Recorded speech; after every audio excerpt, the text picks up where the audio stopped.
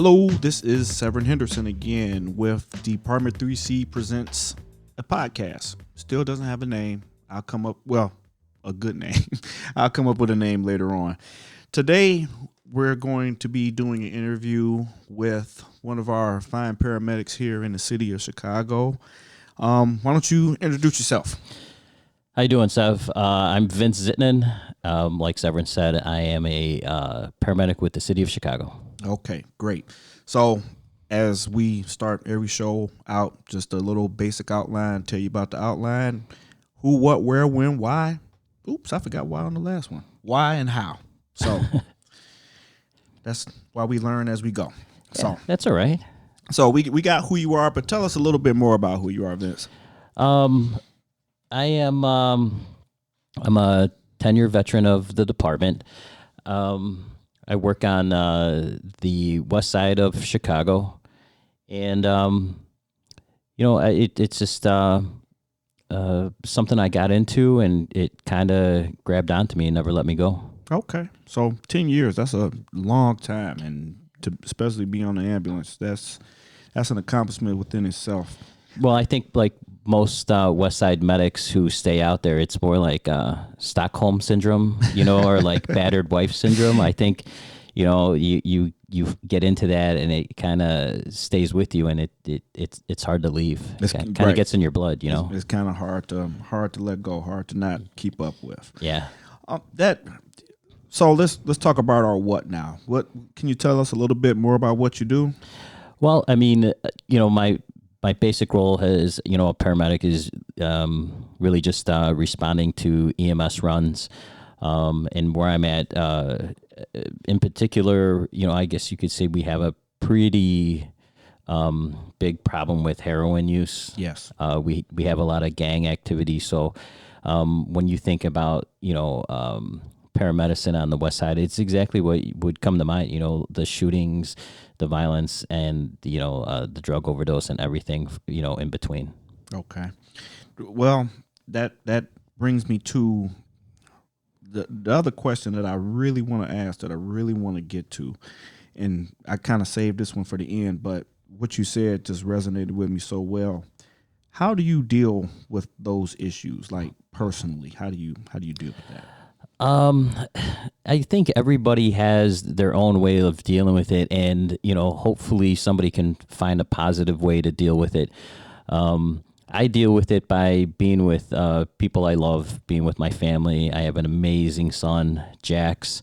I'm able to get into outside activities like we're doing right now. Right. This whole thing that we're doing right now was a passion project that turned out that I was able to share with other people.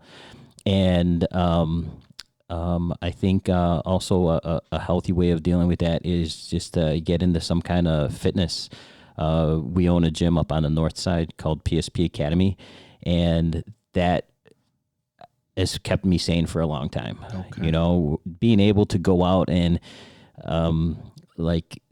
take out, aggression, or just take out feelings out on a barbell or a dumbbell, or, doing some running, just, getting your brain and body back together after, taking a beating for 24 hours. Right. I mean, that's about as healthy of a way to deal with something like that as anybody can find. Well, that I love that you have a solution, that you have a plan. I had some super issues about dealing with a lot of those issues of people that you're picking up, and sometimes I just feel them I feel for them more than sometimes I feel like they feel for themselves.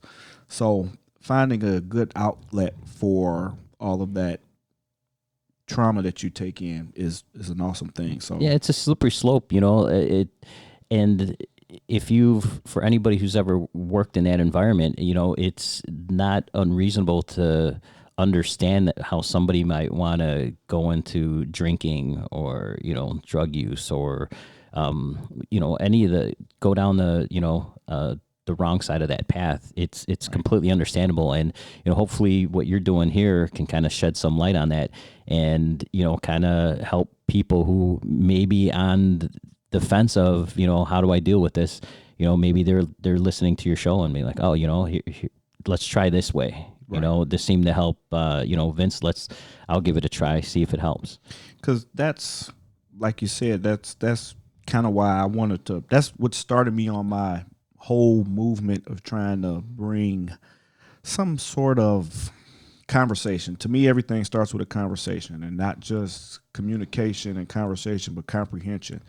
And like on the department, we had a lot of suicides for a rash, and Yeah, us and the police for Absolutely. like nobody can really put their finger on why. why exactly? But it just all of a sudden there just happened to be a like unprecedented amount of suicides on both sides of the line there. Right. And I'm a big why person. Why is this happening? What can we do to help the situation, to ease the situation? And like I was saying, I feel like the only thing to do is talk about it. So I love your explanation of what you do to kind of deal with stuff. Other people, they just are cool, they calm, they collected, they got everything together. Things don't seem to bother them as much, but I know for me, I had a major issue. So I like to get that from people to see what they do, see if it's something I can. Well, I think that, this is just my opinion. I'm not a psychologist or anything, but for somebody might be going through something right now and they don't even realize that they're going through it. Right. You're talking about, starting the conversation. I think that if, hopefully somebody's listening and they're like, maybe something's going on with me because, maybe I'm drinking a lot more. Maybe I'm sleeping a lot more. Maybe I'm angry all the time, and they don't know why. Right. And hopefully that they can find out what's going on before it gets to the point where, hey, maybe I don't want to be here anymore. Yeah. And just to bring awareness to it is an important part. We can't fix a problem that we don't know is going on. Right. So let's get it out. Let's talk about it. Yeah, definitely. Let's what you were saying about having a conversation. I think if there was more people having conversations out there, I think that we wouldn't be in our current climate right now. Yes. Yeah. Yeah. A lot of this can be solved with just having a conversation, just being able to communicate. And I think that we're really lacking that in just in general, there's no communication. One side wants to be heard and they don't want to hear another side. They just want to get their message out, and it doesn't matter if their message is wrong, right?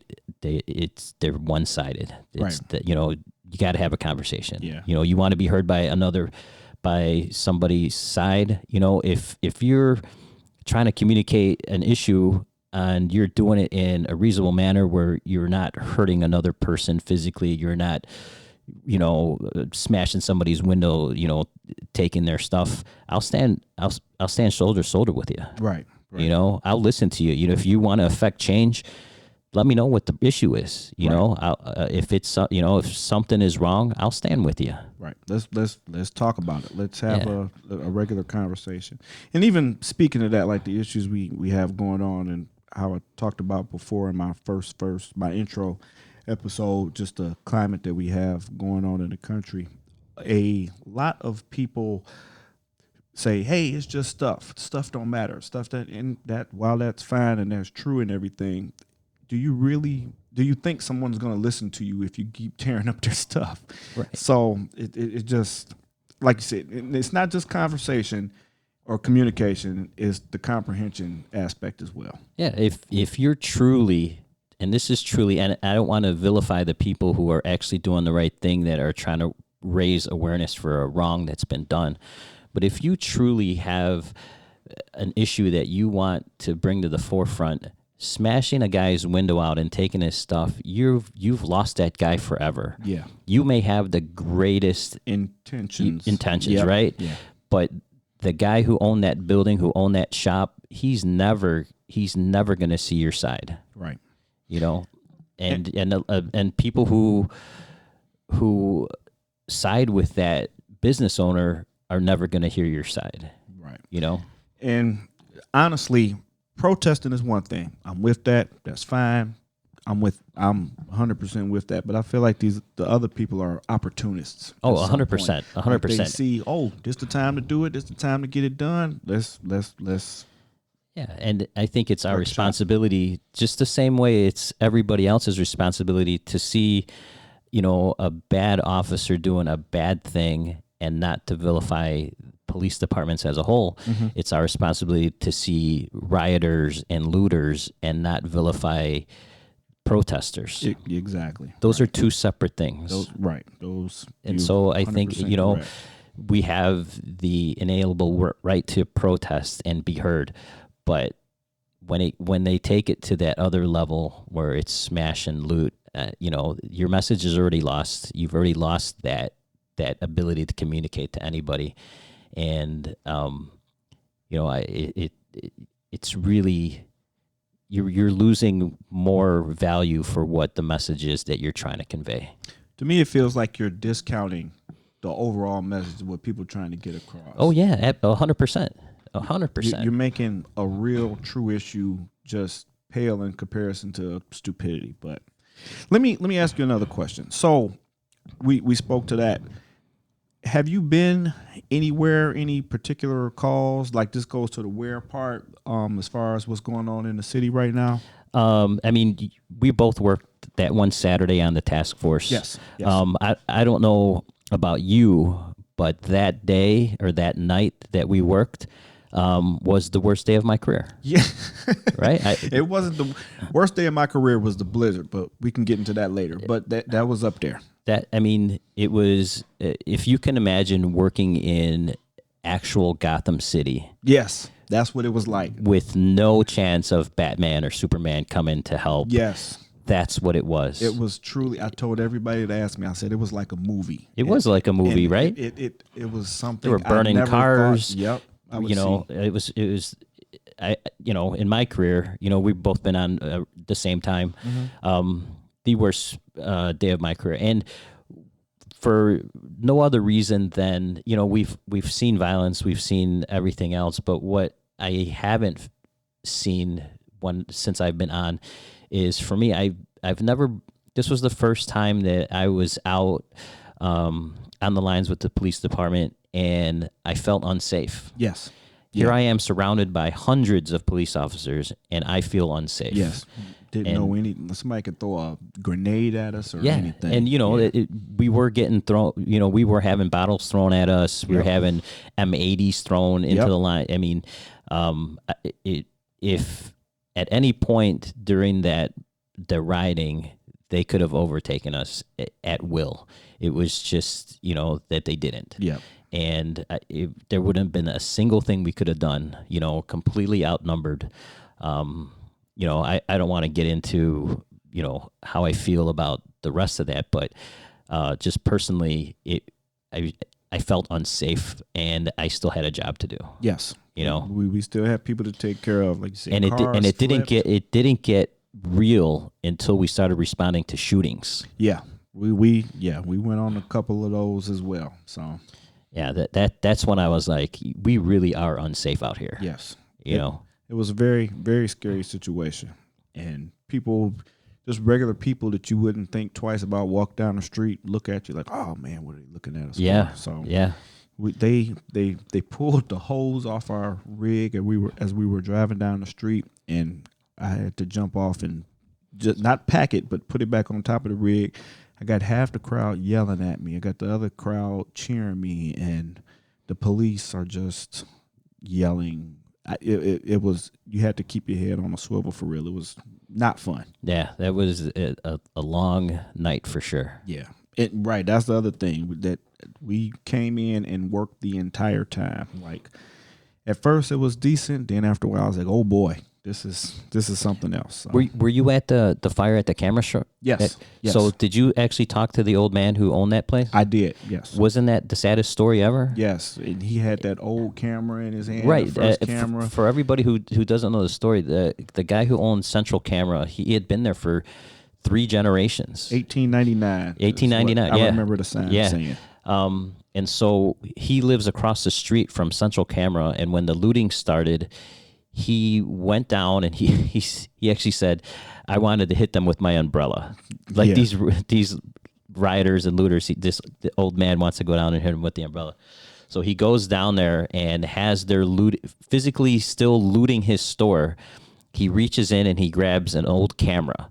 And what that camera represented was the first camera that his grandfather, who started Central Camera, which was a little like a block north of there originally. Yeah, that's what he said. That was the first camera that Central Camera ever sold. Yep. And so when his father took over the business, that camera mysteriously in an unmarked package came back to the store, and it said that we wanted you guys to have this camera because they knew that it was the first camera sold at Central Camera, and that's what he managed to grab. And so here's the old man, while his building and all his merchandise are gone and burning, still burning at this time. Still burning, yes. He's got a smile on his face, and he's like, we can rebuild, and he holds up the camera, and he's like, I still have this. Yep, that's what he said to me. Yeah, is that amazing? He said, I still got the camera. He still has the camera. And then I was out on a little breather, getting ready to go back in to fight the fire some more, because that was a long fire.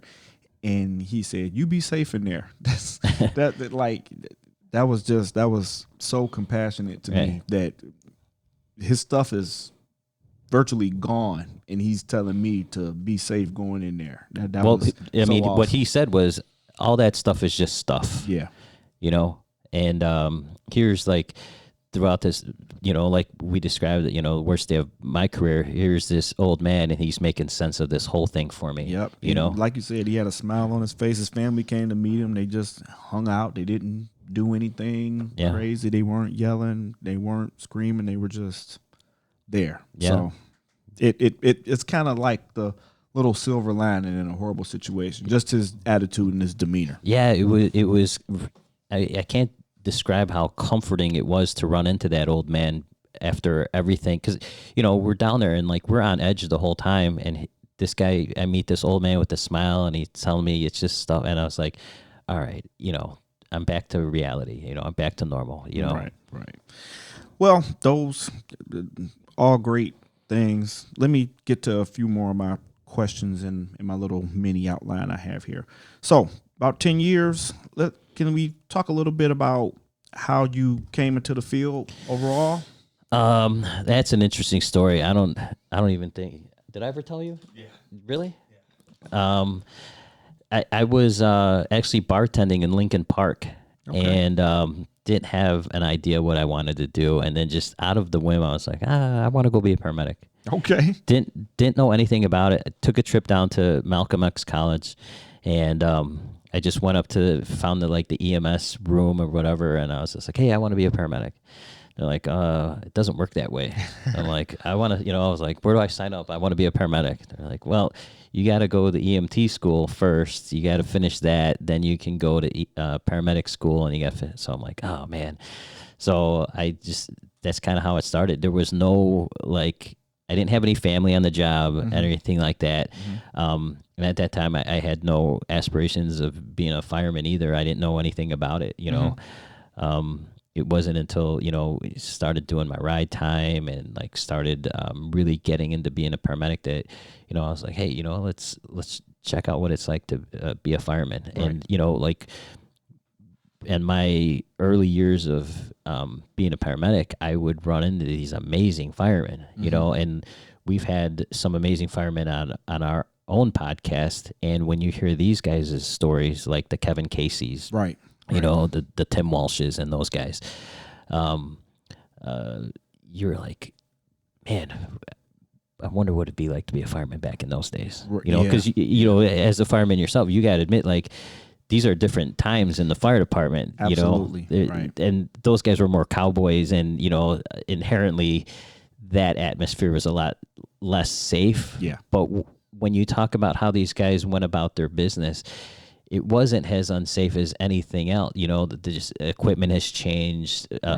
Way we do structural firefighting has changed, but still, one of the quotes that that I remember when I was going through the academy, the most important thing on that rig is having a set of balls.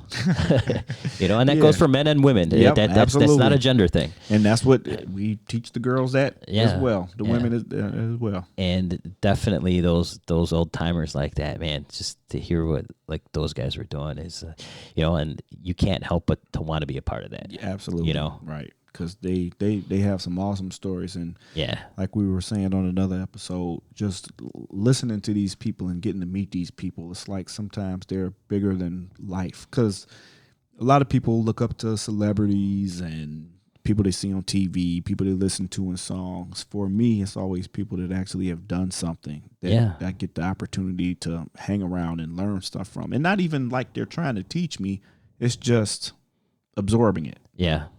I mean, we hold like celebrities and that in high regard for things that they pretend to do. Right. But you have like, all the guys in the military, all the people in the fire service, all the police officers that are out there living like and doing those, there's undercover guys right now that, are doing like crazy things that they make TV shows out of, and they make TV shows out of that stuff because it's exciting and cool. But there's people who actually live that, there's like secret FBI agents doing crazy stuff. There's way, way deep undercover DEA guys that are like trying to infiltrate like cartels right now as we speak. Exactly. And, we kind of like dismiss what those guys do, but a celebrity who plays that guy gets all the accolades. Exactly. You hit the nail on the head.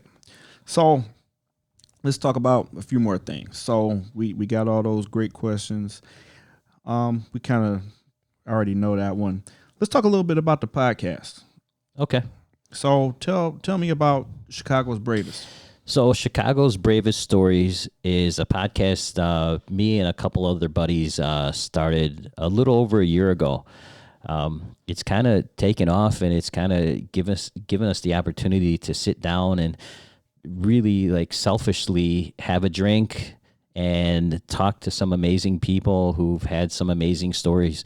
One of our second guest actually was Father Tom Mulcrone, who was our chaplain for the Chicago Fire Department for 37 years, I think it was. Yeah. And just to be able to sit down and hear stories straight from his mouth. And, one of the reasons we wanted to do this, when I was kicking this idea around, I was like, I shopped it around the, regular guys, wherever I would, if I was detailed somewhere, I toss it out to these guys. And, at my house, I was like, what if you were able to hear some of the stories that we've all heard about in the firehouse and, that we talked about, or a story that you would sit down at the kitchen table and, over a cup of coffee, you'd, hear from some of the guys, if that was recorded and you could listen to that in your car on the way to work or on the way home or something, would that be something that would interest you?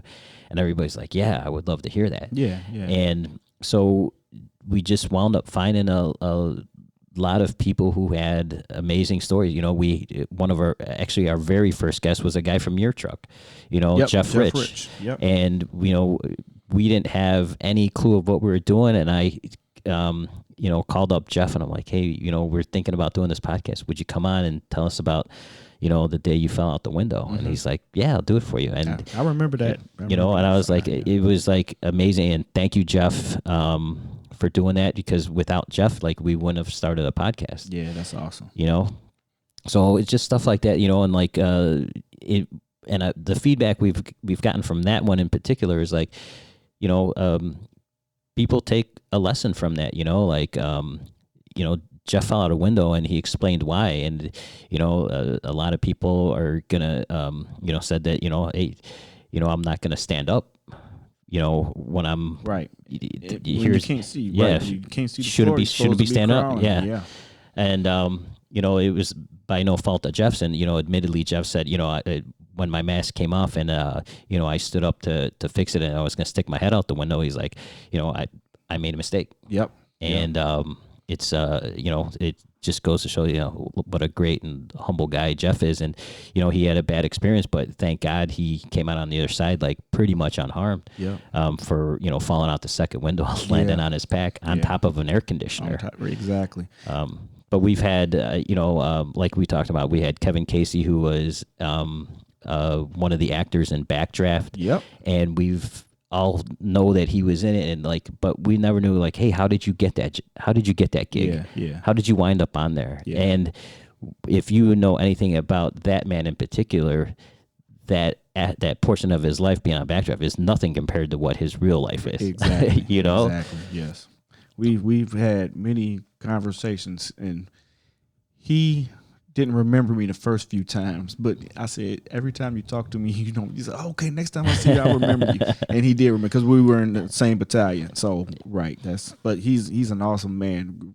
Very real pleasure to meet him. And that episode was great. And we had him come in and talk to the candidates and kind of give them the same. Yeah. Same if stuff. you're a candidate in the Chicago Fire Department, you have that man come in and give you a pep talk. I mean, you should go grab an axe and just start chopping things at that academy. He's awesome. You know? And what's so funny is he came and, he said Backdraft, and now it's like the kids don't even know what Backdraft is. Which is crazy, right? Which is interesting. It's just something else. So if you want to be a fireman, especially if you get hired in Chicago, your homework is to watch Backdraft. It should be. Not Backdraft 2, though. No, that was the most horrible thing I've ever seen. Yes. What is up with that movie? And somebody paid for that, too. I remember a guy saying, I paid to see it, then I saw it on Netflix. Oh, I'm like, sorry. Somebody should give that guy his money back. Yeah. Because he definitely got cheated. That was he got beat out of some money. Yes. That was bad business. But another thing that you made me remember when you were talking about Jeff, we had another guy in the house. He fell as well on the same shift on the engine on 96. He fell down the elevator shaft and caught the hose. He didn't die, but when he fell through his medical evaluation, he found out he had cancer. I mean, is it safe to say that if he hadn't fallen down that shaft, he would not have known? He would not have known. That is correct. That is crazy, huh? That is correct. I mean, if you're not a spiritual guy before that happens, you gotta be one after, right? Yeah, that'll make you. So, that'll make you. And another real good guy. That whole house is just full of great people. But they both happened on the same shift, and yeah, you don't want to say it's good he fell, right? But it is good he fell. Yeah, I mean, something made that happen, right? Something had a bigger plan for him. Exactly. So, but and our podcast, it's not just we don't just have firemen and stuff with Chicago Police or Chicago Fire Department, but we had Lieutenant John Garrido on, and did you listen to that one about? I didn't catch that one. Oh, you got to talk, because the story he told about this guy who tried to kill him. Okay. I mean, I'm sitting over there and I was just like, what just happened? Yeah. And he's just matter of fact telling us this story about, this guy standing over him trying to shoot him with his own gun, and I was just like, holy shit. Yeah. But we've had the like 2 weeks ago, a woman jumped in the Chicago River and pulled a guy out, and she winds up being a retired jet fighter for the Navy, and we had her on. Okay. And so it's like we're kind of just like chasing these stories, and we've just managed to get a hold of some really amazing people. Our roll calls that we do are 30 minutes. They're just like the shorter ones, but when we have our in-studio guests, we'll go deep. Yeah. We'll spend a lot of time, and we'll get to know him or her, and then we'll get to the story, and then just kind of we'll have a couple drinks and just really dive in. We dive in deep. Yeah, you guys do an awesome job. That's why I said this. When I asked you to have to borrow some of your time, I said, "Would you do such a good job interviewing everybody else? One time somebody has to turn it back." Well, thanks. Yeah, I'm not used to being on this side of the microphone. Hey, it's all good. I'm just trying to get to a quarter as good as you are. So it's just you got to get your reps in. Yep. Just like anything else. Just like anything else, yes. Right? Got to get out there and start doing it. So that's what I got homework for myself now. I just wrote down. I got to listen to that episode. I listened to a lot of the other ones, but I want to listen to that one. So. Yeah. I guess maybe I'll move Icebreaker to the front, but right now I have like 2 decks. Okay. We're only going to use this one because this one we're going to do when we have more people. Okay. But we're going to do the Icebreaker deck. All right, lay it on me. So you pick a random card. They go in different orders, like different colors are different things. Like this color is deep. Okay. We have deep. We have. Well, let's just go blind luck. Okay. Let's just go blind. You pick one, then I'll pick one. We'll talk about it for a while, and then we'll. All right, here we go. All right. If you could, here, can you read it? Yep. I'm having a hard time. No It's problem. Too dark in here. Yeah. If you could, that's the title. Oh, if okay. you could arm wrestle any historical figure, who would you choose and why? Historical figure. Historical figure. Man, that is such a That's a crazy that's question. such an abstract Yeah. question. Because I was gonna originally say that I would arm wrestle Kevin Casey because he arm wrestled Mr. T in a competition. Right. I heard that story before. So too. when I heard arm wrestling, but then it's like any historical figure, like he could be because I could Chicago actually history. I could actually go to Kevin Casey and he would arm wrestle if I asked him. Yes. You know, I'll be like, hey, let's have a beer and arm wrestle. And arm wrestle. Done. Let's take pictures of it. That'd be a done deal. Yeah. But if I want to like go deep into this card, I don't know. I probably want to wrestle somebody like Abe Lincoln because he was. Oh my God, that's exactly who the first person that Are you popped kidding into me? my head. That was the first person that Yeah, popped into my head. isn't that weird? Like because you think about him with his sleeves rolled up Yes. and how I'll wrestle the shit out of Abe Lincoln. That is exactly who I thought of, and I don't know why I thought of. You watch Rick and Morty? You ever seen Rick and Morty? Yeah. The card. Yeah. So they have the Abe Lincoln Hitler person. That's the same thing, and I wanted to arm wrestle that cartoon Abraham Lincoln. That's crazy. Adolf Hitler one. I can't believe we both wanted to arm wrestle Abe Lincoln. Oh man, What does that say about Abe Lincoln? I don't know. That's a good question. Now I picked a card for myself. Okay. And I'm gonna have to pick another card because can you read that one or is it still too dark? What's the best job? Yeah, What's the best job We already you know ever what the had? best Yeah, job we you already ever know had. what the- yeah, right. so I gotta Just pick throw another that card one. out of there. There's only one best job in the world, right? Okay, random. You're at a cafe. What type of drink do you order? Ooh. Oh, it's just a regular cafe. Is this like a fancy cafe or just I'm out? Just like a drink cafe, like an alcohol cafe. Oh, or like a coffee or. Yeah, because I'm not a big. Well, I think we coffee got to make the distinction. Is this like early morning, like we're, or are we having, What's it say? It's 5:00 somewhere. So, and then for us, to me, every day is Friday. Well, so then, Saturday is the if day I'm off. gonna go with like actual cocktail drink, I think I probably, I'm a big whiskey drinker. Okay. But if I'm gonna have a cocktail, I'll probably have at that time probably a Jameson and ginger ale. Okay, I like that. You know? I'm with that. What would it be for me? Well, they discontinued it. Maybe this can make it come back. But Buffalo Wild Wings had this black cherry limeade drink that was delicious, and that's not alcoholic. That sounds like trouble. It's sugar, it's sweet. I got a problem with sugar and sweet. And then I like whiskey and bourbons and more dark, more tannins. Yeah. So usually anything neat or with one of those big whiskey rocks. So Redbreast, our president introduced me, our union president introduced me to that because we were in the same battalion before as well and on the same shift. And that's my guy. And Well, we should have said First Responder Brew by Lake Effect Brewery. you know what? That's the first one I've had.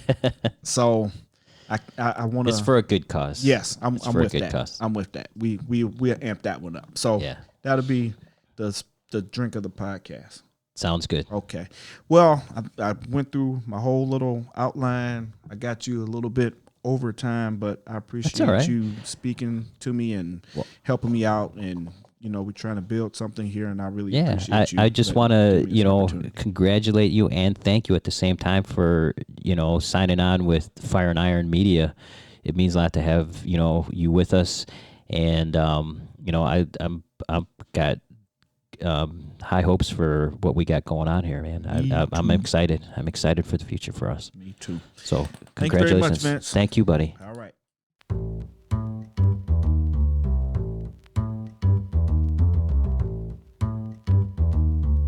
Department 3C Presents a Podcast is a Fire and Iron media production. You've got something to say, and people want to listen.